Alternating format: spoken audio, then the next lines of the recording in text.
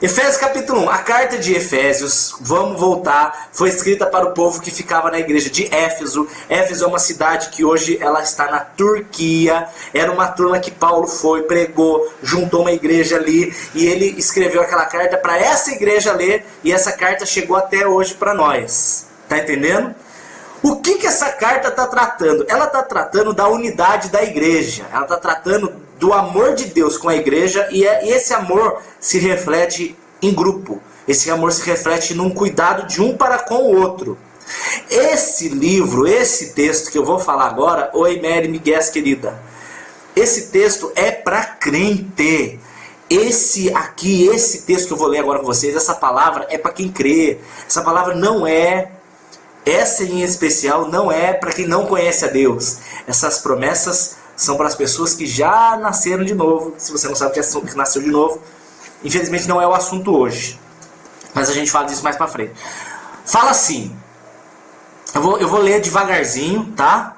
Presta atenção, Valês Camada, presta atenção, Ana Luísa, Luizão querido, ouve aí, Jarbas.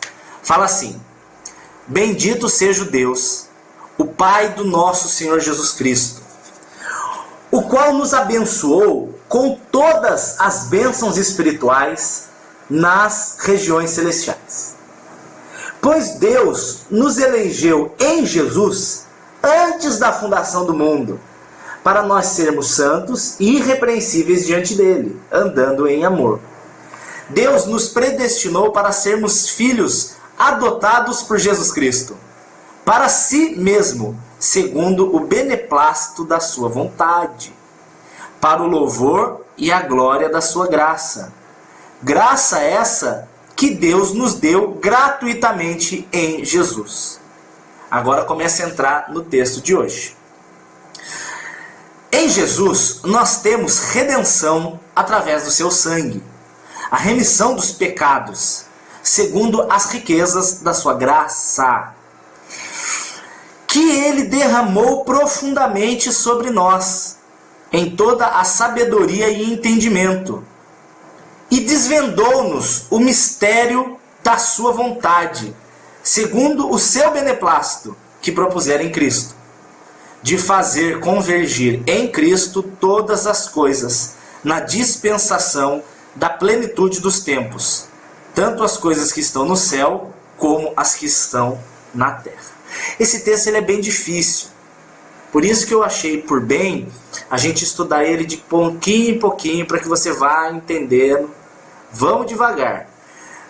Antes de começar, quero orar para o Senhor abrir nossa mente, em nome de Jesus. Pai querido, Santo Deus, eu sei que hoje, Pai, com a modernidade, antes a gente se juntava nas casas, Pai, hoje é possível falar da sua palavra até pela internet. E Senhor, não é por isso, não é por estar falando pela internet ou pelo rádio, quem está ouvindo pelo CD, não é por isso, Pai, que o Espírito Santo se torna menos eficaz ou deixa de ser tão maravilhoso quanto sempre foi, Pai. Então eu quero te pedir agora, em nome de Jesus, mesmo quem está me ouvindo pelo rádio, quem está me ouvindo pela internet, que em nome de Jesus, a partir de agora, o Senhor abra os nossos corações para que a palavra entre e faça sentido de uma vez por todas, em nome de Jesus. Amém, e amém, e amém. Não estou bronzeado, querida, é que eu comi muito pinhão, acho que eu peguei a cor do pinhão. Valendo! O texto a partir de hoje ele começa assim: em Jesus temos redenção através do sangue, verso 7. Remissão dos pecados segundo a riqueza da sua graça. Aqui você já vai ver uma coisa: não há outra maneira de ser salvo a não ser pelo sangue de Jesus. Entenda! Não existe salvação por obras. Você não é salvo porque você é bonzinho. Você não é salvo porque o que você faz agrada a Deus. Não funciona assim. Eu quero que você entenda hoje o princípio da lei. Hoje você vai entender o que significa o princípio da lei. Ai, Dani, esse assunto é difícil. Não é difícil não, porque eu vou explicar de um jeito bem facinho. Kathleen amada, presta atenção. Deus, ele trabalha com regras. Tá? Ele trabalha com regras, ele trabalha com ordenanças, ele trabalha com postura. Deus não chama assim: olha, venha para Jesus do jeito que você quiser, porque aqui é casa da Mother Joana. Não é assim que funciona. Tem regras, o reino de Deus é um reino de regras. E você vê que quando Deus ele começa o mundo, quando ele cria o mundo pela primeira vez, ele dá regras para Adão. Ele fala: Adão, a alma que pecar, essa morrerá. Então Deus ele já começa dando uma regra: a alma que pecar vai morrer. Infelizmente, gente, eu vou tirar o comentário porque eu preciso seguir essa linha de raciocínio, tá? Eu não vou conseguir ficar prestando atenção nos comentários e falar ao mesmo tempo. Então, perdão, eu vou tirar um pouquinho só para eu terminar, porque do começo ao fim tem que ser linear agora. Quero que você imagine a cena. Você tem um filho. Você tem um menininho. Eu e Eli temos o pequeno Melquisedeque. Pequeno Melquisedeque está aqui na sala, brincando de futebol. Eu viro para ele e eu, como pai, tenho que ser autoridade sobre a vida do meu filho.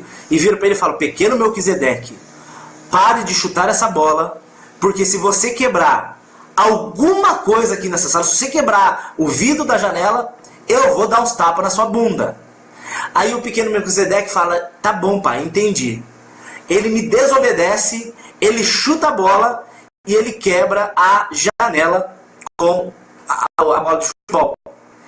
Gente, eu tinha dado uma ordem e ele soube da ordem, a ordem foi bem entendida. Ele pegou, foi lá, chutou a bola, quebrou a janela, e, desobedecendo. O que eu, como pai, tenho que fazer? Eu tenho que chegar, abraçar ele e falar: não, filhinho, deixa pra lá. E eu ensino o meu filho que eu sou um mentiroso, que a minha palavra não vale de nada e que ele não precisa seguir as regras, porque depois ele sempre se livra. Ou eu tenho que cumprir o que eu falei e dar um tapinha na bunda dele. Não para machucar, não para espancar, não para ser opressor, mas porque eu sou o pai dele e eu tenho que ensinar ele a educar, eu tenho que fazer ele andar em santidade. Tenho que dar um tapa na bundinha dele, sim. Peguei o pequeno Melquisedeque e dei os tapas na bunda dele, para ele aprender a não mais desobedecer e transgredir as leis. Pequeno Melquisedeque fez besteira, foi lá, chutou a bola na parede, na janela, a janela quebrou. Eu tenho que dar um tapa na bunda dele. Eu dei uma regra, eu dei uma ordem. Se eu não cumprir a ordem, eu me torno mentiroso, eu perco toda a minha autoridade. Ele vai olhar para mim como se eu fosse uma pessoa absolutamente mentirosa, que não cumpre a palavra. Não pode ser assim. Com Deus é igualzinho. O Senhor, ele cria o mundo e ele dá a regra: a alma que pecar, essa morrerá. Deus deu a ordem e junto com a ordem ele deu o castigo. A minha ordem foi: não chute a bola na sala. O castigo é: se quebrar alguma coisa, você vai apanhar no bumbum. Ele quebrou alguma coisa, ele tem que apanhar no bumbum. Tem que dar o cutucão no menino lá, o empurrão para ele não fazer de novo. Para ele aprender, para ele ter a noção de educação, de regra, a ordem de obediência. Aí Deus vem e fala: a alma que pecar, essa morrerá. Vocês estão entendendo que a alma que peca tem que morrer? Por isso que Romanos 6,23 diz que o salário do pecado é a morte. Salário é a recompensa por algo que você fez. Salário é o resultado de alguma ação. Você trabalha, 30 dias depois você recebe o salário. Deus está falando que o pecado, o salário é morte. Então se você pecar, você tem que morrer. Só que aí entra num problema sério, porque Romanos 3,23 diz que todos pecaram. Todos. Tirando Jesus Cristo, todos e todas pecaram. Sendo assim, todos e todos são dignos de morte. Deus deu a regra e a lei vem trazer essa regra. A lei, quando diz não matarás, aquele que mata tem que morrer. A lei diz não mente, aquele que mente tem que morrer. A lei diz não blasfema, aquele que blasfema tem que morrer. A lei diz: amarás ao Senhor teu Deus de todo o teu coração. Se você não ama Deus de todo o coração, o salário disso é morte. Todas as consequências da lei é morte. Aí a pessoa fala: a lei é horrível. Não, a lei é boa. Só que o ser humano não consegue seguir a lei. Ele não consegue. Por isso todos se tornam automaticamente pecadores. Todos se tornam dignos do inferno. A expressão você vai para o inferno é errada. A expressão deveria ser: você já nasce condenado, mas o Senhor Jesus veio para te livrar da condenação. Por isso que fala assim: em Jesus, verso 7, temos a redenção pelo seu sangue. Porque o sangue de Jesus É a única maneira de redimir um pecador. Porque o sangue de Jesus é puro. Jesus não pecou. E Jesus não pecando, o salário dele não é a morte. Por isso ele pode trocar a vida dele pela minha. Ele troca a vida dele santa pela minha condenada. Jesus fala, olha, eu levo a morte do Dani e no lugar da morte do Dani eu dou a minha salvação. Por isso que Jesus morre a minha morte e eu vivo a vida dele através do sangue de Jesus. Quando Jesus derrama aquele sangue na cruz, ele estava ali simbolizando a morte. Porque Jesus passando pela morte, ele paga o meu pecado. Se o salário do pecado é morte, Jesus morreu para pagar o meu pecado. Jesus pagando, quando a gente paga uma conta, aquela conta está caducada. A partir do momento em que Jesus paga o meu pecado, eu me torno absolutamente liberto da necessidade de pagar. Por isso que ele fala, se você crê em mim, você não morre, mas tem a vida eterna. E ele fala assim, 8. Né, no verso 7 ele termina falando, segundo as riquezas da sua graça, aí entra no verso 8, que ele derramou profundamente sobre nós, em toda a sabedoria e entendimento. Quem é esse nós? O nós que ele está falando aqui são os que creem. Porque lembra que Paulo está falando para o povo da igreja de Éfeso que era convertido. Eu já vou falar, Jarbas, meu amado. Ele fala assim, que ele derramou profundamente sobre nós, em toda sabedoria e entendimento. Se você tem o entendimento de que Jesus morreu por você, automaticamente você passa a ter sabedoria. Entenda, para Deus, inteligência é diferente de sabedoria. O inteligente é aquele cara que tem muita informação, aquele cara que ele tem muito conhecimento, ele tem muita ciência, mas ele pode não ser uma pessoa sábia. Eu conheço, por exemplo, líderes de fábrica, diretor de fábrica. O cara é muito inteligente. Ele tem muito conhecimento. Ele sabe tudo de mercado financeiro. Ele sabe tudo de administração de empresas. Ele sabe tudo de comércio exterior. Mas ele não é uma pessoa sábia. Por que ele não é uma pessoa sábia? Porque ele não cuida da salvação dele. Você pode ganhar o mundo, mas se você perder a alma, você não é sábio. Você pode ser muito inteligente, mas se você perder a sua alma, você é burro. Do ponto de vista espiritual, você é uma anta. Mesmo sendo uma pessoa muito inteligente. O que Jesus está falando, o que Deus está falando aqui, é que quando você tem o entendimento de que Jesus morreu por você e de que o sangue dele te pagou toda a conta, se você tem esse entendimento, a Bíblia fala que ele derrama em nós profundamente esse entendimento, a partir daí você passa a ser uma pessoa sábia. A maior sabedoria deste mundo, é ter o entendimento de que Jesus Cristo é o Senhor. Olha aí. Por isso que a Bíblia fala que o maior tesouro de todos é ter a presença do Espírito Santo de Deus.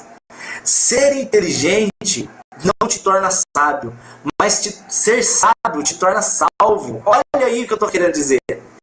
É isso que o texto está querendo dizer aqui. 9. E desvendou-nos o mistério da sua vontade. Acompanha comigo aqui a sequência desse texto. Ele fala assim, primeiro, ele nos redime de todo pecado, segundo a riqueza da sua graça. Então ele nos perdoa segundo a riqueza da sua graça. Segundo, derramando profundamente em nós toda a sabedoria e entendimento. Então primeiro Deus te salva, depois ele te derrama entendimento para te tornar sábio, e terceiro, ele nos desvenda o mistério da sua vontade. Você tem que ler os versículos pegando o contexto inteiro. Primeiro, ele te perdoa através do sangue de Jesus. Segundo, ele derrama sobre você esse entendimento te tornando sábio. E terceiro, junto com o entendimento e a sabedoria, ele te desvenda os mistérios da sua vontade, segundo o seu beneplácito que propôs em Cristo Jesus. O que é beneplácito? É uma boa vontade, é uma boa intenção, é algo de bom que você transparece para fora, é alguma coisa que está dentro de você, linda, que você traz para fora. Qual é a vontade linda de Jesus, de Deus? Gente, é muito profundo, eu quero conseguir explicar isso de um jeito sábio. Do computador, agora vai. Qual é o beneplácito que Deus nos revelou? Entenda comigo aqui. Em nome de Jesus, presta atenção no Dani. Desde o começo da criação, desde o início de Gênesis, a imagem que as pessoas tinham de Deus era de um Deus bravo. As pessoas acham que o Deus do Velho Testamento é um Deus bravo, é um Deus mau, é um Deus assassino. E não é verdade. Ele é um Deus bom, mas ele não é otário, que é o tema de hoje. E é isso que eu quero que vocês entendam no ao vivo de hoje. É profundo, mas vocês vão entender. O fato de Deus ser amor não anula o fato dele ser justiça. O fato de Deus te amar não quer dizer que ele vai salvar todo mundo. Ai, ai, ai, ai, ai, ai, ai. Aqui vai ficar complicado. O fato de Deus do Velho Testamento ser amoroso não quer dizer que ele seria tonto. A pessoa que peca, necessariamente ela vai ser condenada. A Bíblia nunca mostra Deus ignorando o pecado. O que mostra é que a vontade de Deus era de perdoar o homem. Era de trazer para ele uma novidade de vida. Ele prova isso com Jesus. Quando Deus envia a Jesus, ele prova para o ser humano que mesmo o ser humano sendo uma porcaria, ele ainda tinha a intenção de salvá-lo. Você está entendendo qual é o beneplácito da sua vontade? A Bíblia fala em Romanos 5,8, ali é a prova do amor de Deus. Ela fala assim que Deus prova o seu amor para conosco, mandando Jesus para morrer por nós, sendo nós ainda pecadores. Aonde que isso é maravilhoso? Aonde que isso me deixa feliz e emocionado? De saber que quando Jesus vem, ele veio para cumprir uma vontade de Deus de transformar pecadores em filhos. Então vou voltar para você entender aqui a sequência. Primeiro ele fala assim, temos a redenção do seu sangue, vou repetir para você entender essa ordem. Segundo, que ele derrama sobre nós as riquezas da sua graça, que são o quê? O entendimento e a sabedoria, para nos desvendar o mistério da sua bondade, que é Jesus ter vindo para morrer por mim. Se eu entendo que Jesus veio para morrer por mim, quando eu entendo que essa era a vontade de Deus, eu me sinto automaticamente apaixonado por Jesus. É impossível uma pessoa ter entendido isso de fato e não conseguir andar em santidade para agradecer a Deus, para agradar a Deus por ter sido salva. Eu vou te contar uma história, quero que você entenda essa história.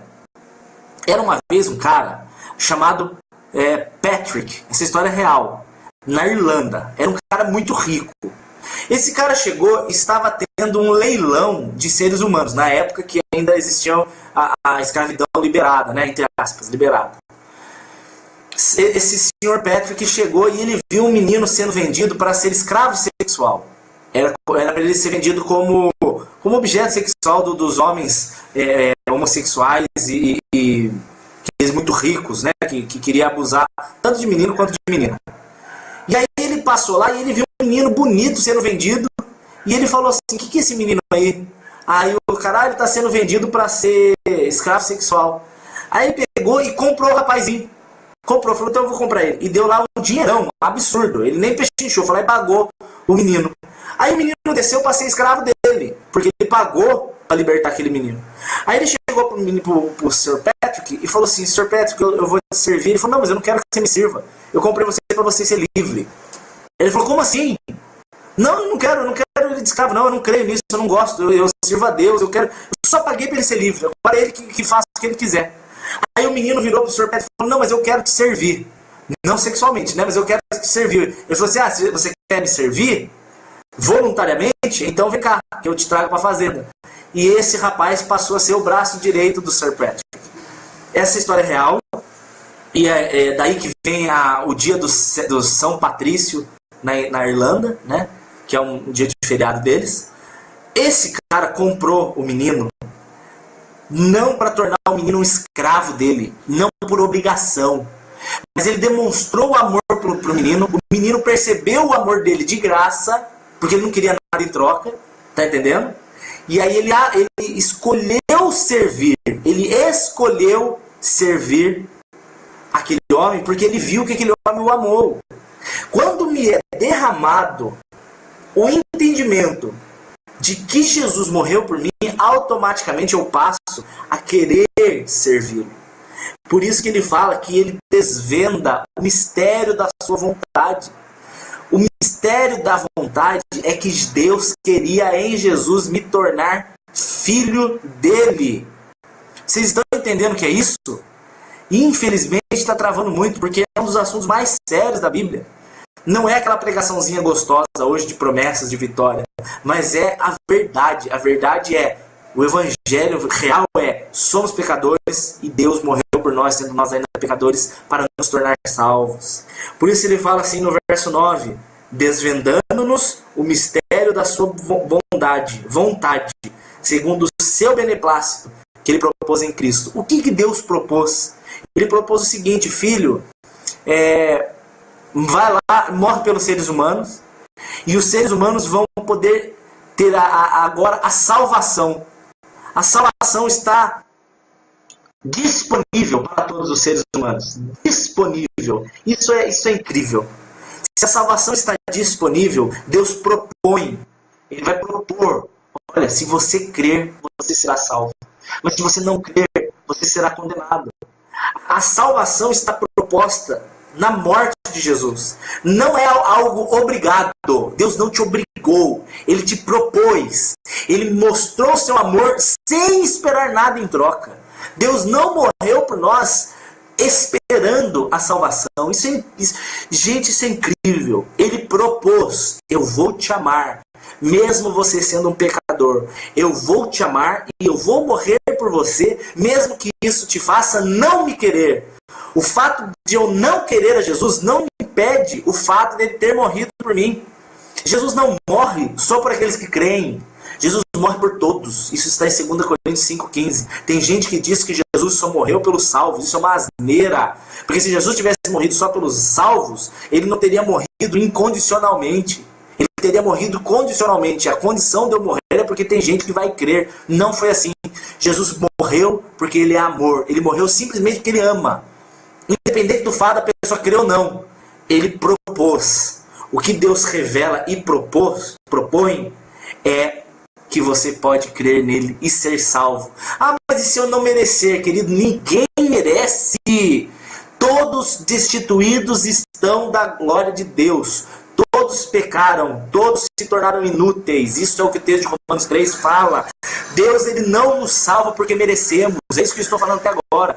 Ele nos salva simplesmente porque no seu coração ele propôs nos amar. E ele revela esse amor em Cristo Jesus. Você está entendendo agora o que é que ele o que esses 3 versos estão querendo dizer? Eles estão querendo dizer que existe um mistério escondido, um Deus distante, um Deus aparentemente bravo, que condenava. Essa era a imagem que as pessoas tinham.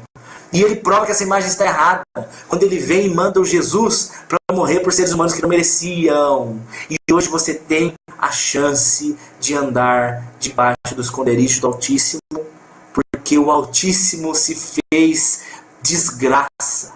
Deus se tornou maldito e desgraçado na cruz. E que isso, que loucura que é essa?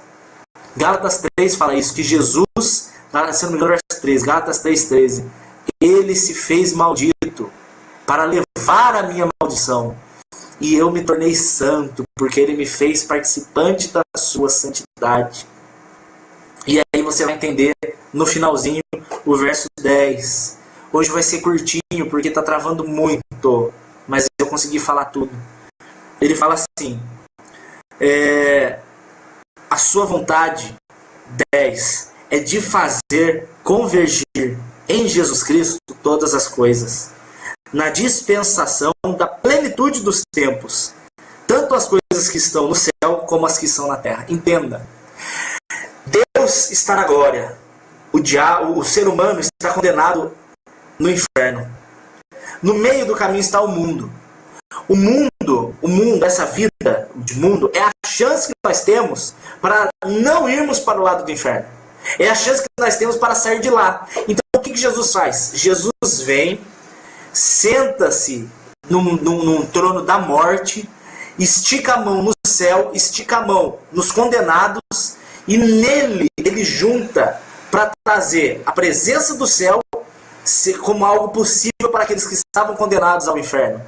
Quando Jesus Cristo vem e ele se assenta no trono da morte, quando ele aceita morrer para depois vencer a morte, lógico, na ressurreição, Ele junta o ser humano condenado, ele junta o céu, e nele, em Jesus, ele mesmo faz com que o condenado receba o que era dele por direito, que é a salvação. Vocês estão conseguindo entender a profundidade do que Jesus fez? Convergir em Cristo todas as coisas é que em Jesus ele atrai o céu e os condenados. Os condenados dignos de inferno e o céu perfeito, ele junta nele para fazer ser uma coisa só. Eu me torno participante do reino a partir do momento em que eu creio que Jesus Cristo nasceu de novo, que Jesus ressuscitou por mim. Ele morreu e ele ressuscitou e eu paguei a minha dívida na morte de Jesus com ele. É muita coisa, eu estou com medo de vocês não entenderem, porque isso é muito profundo. Mas vai entender, em nome de Jesus. Para muitas pessoas, Jesus só morreu por elas. Isso não resolve. Para muitas pessoas, Jesus morreu com elas. É aí que está a grande diferença. Para quem não crê, Jesus morreu por elas. Mas para quem crê, Jesus morreu com elas. Ah, que legal! Que legal que eu acho que você está entendendo. Enquanto eu não crer, Jesus morreu por mim. Mas quando eu entendo, como a Bíblia fala, cai sobre mim a sabedoria, o entendimento, aí Jesus morreu comigo, porque eu morri também. Se eu morri também, Jesus convergiu nele a minha condenação e o céu em mim. Hoje eu tenho o céu em mim, hoje eu tenho uma participação do Espírito Santo em mim. A partir do momento que eu tenho um pedaço do céu em mim, eu não morro. Eu simplesmente deixo o meu corpo nessa terra e continuo a fazer parte de um reino que eu já faço parte mesmo em vida. Isso está lá em Lucas, no capítulo 17. Jesus fala assim para os discípulos. Aliás, os discípulos perguntam para Jesus: Mestre, quando que acontecerá o reino de Deus? E aí Jesus fala: o reino de Deus já está entre vós. Porque o reino de Deus é Ele. Ei, o reino de Deus é Jesus. O reino de Deus não é um lugar. Por isso que ele fala em João 14 assim: eu vou para um lugar para que onde eu esteja, vocês estejam também. O céu não é um lugar físico. O céu é a presença eterna de Jesus Cristo. Meu Deus, olha aí. Olha aí. Olha aí. A galera fica discutindo: o céu é lá em cima, o céu é lá embaixo, o céu é aqui. O céu, querido, o céu é onde Jesus te levar para habitar com Ele. Ali é o céu. Por isso que fala que o desejo de Deus no final de tudo, olha, o desejo de Deus de se revelar, o desejo de Deus de mandar Jesus, o desejo de Deus de morrer por vocês, o desejo de Deus de ressuscitar por vocês, o desejo de Deus de se manifestar através de vocês, o desejo de Deus de derramar em vocês bênção, de derramar em vocês sabedoria, de derramar em vocês entendimento, de derramar em vocês o Espírito Santo. Todo o entendimento de Deus, toda a intenção de Deus para fazer isso está aqui no verso 10. É para que em Cristo todas as coisas vão convergir. Entrou um cisco no meu olho. Saiu, acho. O desejo é de convergir tudo. Por isso que o diabo estava desesperado para parar esse ao vivo. Por isso que esse ao vivo foi o que mais travou na história. Foi porque hoje finalmente você vai entender o propósito de tudo. Era te tornar participante da glória dele. Que Deus é esse que escolheu trazer você para ser participante da glória dele, convergir em Cristo todas as coisas. No último dia, depois dos 1000 anos, depois de arrebatamento, depois do trono branco, depois da separação dos bodes e das ovelhas, depois do apocalipse, depois de tudo, aí Jesus vai convergir tudo para Deus. Isso está lá em 1 Coríntios 15, que é profundo, eu não quero falar agora. Mas ele vai pegar tudo e vai entregar no Pai, para o Pai ser um em todos. Eu serei um. Literalmente um com Deus. Eu vou ter a mente de Cristo. Eu vou ter o entendimento de Jesus. Eu vou ter o mesmo coração que Deus tem, eu vou ter. Porque hoje nós somos pessoas carnais ainda. Carnais não, é a palavra. Pessoas em um corpo de carne. Carnal é o crente que vive no mundo, não é isso? Nós somos pessoas que ainda estamos nesse corpo de carne. Imagina que delícia, rapazinho, você e eu, pela primeira vez, nós não sermos mais tentados pelo sexo feminino. Olha que delícia. Eu não vou mais olhar para nenhuma irmã bonita e pensar besteira. Por mais que a minha esposa seja a coisa mais linda do mundo, você, irmã, você não vai mais olhar para nenhuma irmã com inveja. Você não vai mais olhar para nenhuma situação com cobiça. Você não vai mais ter esse pecado te amaldiçoando, te perturbando, te enchendo o saco todo dia. Romanos capítulo 7, no verso 18, 19 e 20, fala assim: o bem que eu quero eu não consigo fazer, mas o mal que eu não quero, esse eu acabo fazendo. Mas não sou eu quem faz, é o mal que habita em mim. Paulo está falando isso, mesmo sendo uma pessoa, Deus fala aí, Paulo fala isso mesmo sendo uma pessoa igual ele era fenomenal. E ele fala, cara, mesmo eu tendo todo o conhecimento que eu tenho de Deus, ele ainda fala assim, mas eu ainda erro. E saber que no final, quando eu me convergir com Jesus, aí eu não errarei mais, porque aí eu estarei de uma vez por todas livre de toda a influência de pecado. É o que Deus quer. Eu vou resumir. Deus, ele queria pegar o ser humano e colocar no céu. É isso que ele queria. Mas o ser humano é sujo. Para colocar um sujo no céu, ele precisava passar por um processo de purificação. Esse processo de purificação começa na cruz. E ele termina quando Jesus vai convergir sobre ele todas as coisas. Ele pega você num estado de nojo, num estado de condenação e morte, digno de inferno. Ele faz você nascer de novo na cruz. Quando você nasce de novo, ele derrama sobre você o Espírito Santo de Deus, para que esse Espírito Santo de Deus, mesmo você tendo sido purificado, ele vá te fazendo ser cada dia mais parecido com Jesus, para que você não só seja perdoado, mas além de ter sido perdoado, você ainda seja transformado, dia após dia, glória após glória, de ação e atitude após atitude, para que você seja parecido com Cristo, para que sendo parecido com Cristo, ele pegue você e coloque para habitar com ele para sempre na glória. Você está entendendo que coisa mais linda que é o amor de Deus? É isso que esses 3 versos de hoje queriam dizer. Vocês entenderam? Agora eu vou ler de novo e vocês vão ver como esse texto vai fazer muito sentido, pelo menos para quem viu desde o começo. Verso 7. Em Jesus temos redenção pelo seu sangue, ou seja, perdão dos pecados. A remissão dos nossos pecados segundo a riqueza da sua graça, que ele derramou profundamente sobre nós, em toda sabedoria e entendimento, desvendando-nos o mistério da sua vontade, segundo o seu beneplácito que propôs em Cristo Jesus, de fazer convergir em Cristo todas as coisas, na plenitude dos tempos, tanto as que estão no céu, quanto as que estão na terra.